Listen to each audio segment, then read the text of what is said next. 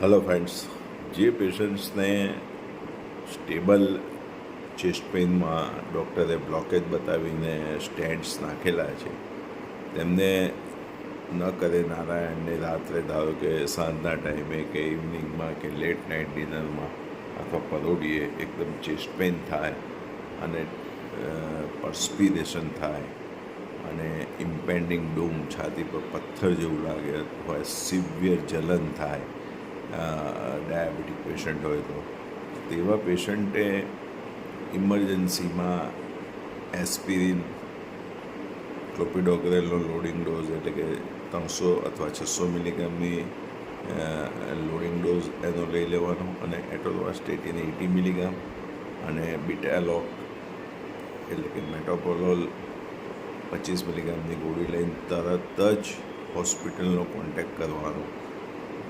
ડૉક્ટરની સલાહ પ્રમાણે ગોળીઓ લઈ લીધી પછી તમે તરત જ હોસ્પિટલનો કોન્ટેક્ટ કરો.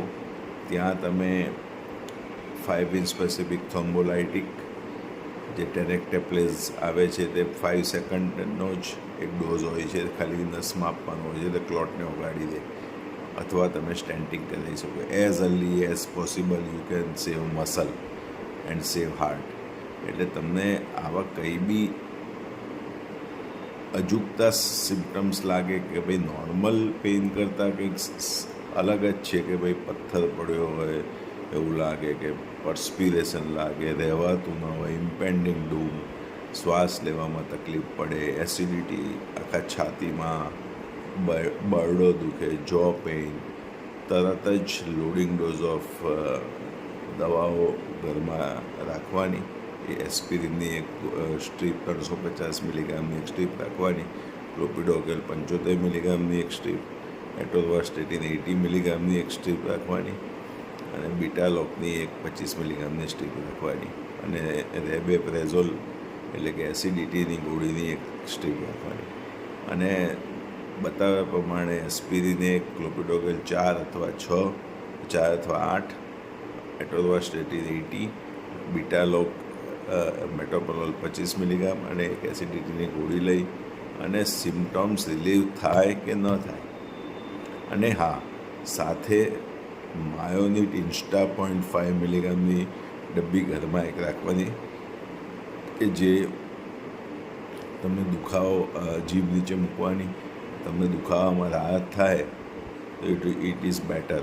એ કહે ભાઈ બરાબર છે, ઘરમાં એક બીપી મશીન અને પલ્સ ઓક્સિમીટર રાખવું. પરંતુ કોઈ પણ ઇમરજન્સી તમને થાય, કારણ કે હું ખાસ સ્ટેન્ટ મૂકેલા પેશન્ટ્સને કહું છું, કારણ કે એ લોકોને કેલેમિટી જલ્દી થતી હોય છે. બીજું, તમને ઇલિસિટ ડ્રગ્સ લેવાની આદત હોય અથવા સેક્સ્યુઅલ ફંક્શન વધારવા માટેની ડ્રગ્સ લેતા હો અથવા બીજી કોઈ ટોબેકો કે આલ્કોહોલની આદત હોય, એવા પેશન્ટે તો તરત જ હોસ્પિટલનો કોન્ટેક્ટ કરી અને એડમિટ થઈ જવું. જિંદગી બચાવવી હોય તો ક્રુશિયલ અવર્સ, ગોલ્ડન અવરમાં એડમિટ થઈ જવું એ પેશન્ટ માટે ખૂબ જ જાણવા જેવી વાત છે. કારણ કે અનસ્ટેબલ કન્ડિશનમાં તમે એકવાર ટ્રીટમેન્ટ લઈ લેશો અને 2 દિવસ હોસ્પિટલમાં આઈસીસીયુમાં રેસ્ટ કરશો, તમે ઓટોમેટિક તમને સિમ્ટમ્સ રિલીવ થઈ જશે અને ઓક્સિજન પણ તમારે જરૂર પડે તો ત્યાં અવેલેબલ હોય. એટલે ઇમરજન્સીમાં સ્ટેન્ટવાળા પેશન્ટે હંમેશા લોડિંગ ડોઝ ઓફ ટેબ્લેટ લઈ હોસ્પિટલમાં દાખલ થવું, કોઈની પણ સલાહ લીધા વગર સીધા પહોંચી જવું અને 2 દિવસ ક્યાં તો 5 ઇન સ્પેસિફિક થર્મોલાઇટિક તરત લઈ લો અથવા મેં જે કહ્યું તે પ્રમાણે stenting within crucial 1 or 2 hours of pain. એટલે કોઈને પણ પૂછ્યા વગર હોસ્પિટલ પહોંચી જવાનું. હા, સ્ટેબલ કન્ડિશન હોય કે ધારો કે ચાલતા દુખે છે, જમ્યા પછી દુખે છે, પેટ શ્વાસ ચડે છે ચાલતા, તેવા કન્ડિશનમાં હોસ્પિટલમાં જશો તો તમને ચીરી નાખશે. તેવા કન્ડિશનમાં એન્જિયોગ્રાફીની પણ જરૂર નથી, સીટી એન્જિયોગ્રાફી કહેવાય. સ્ટેબલ કન્ડિશન માટે હોસ્પિટલો તમને ગેરમાર્ગ દોરશે.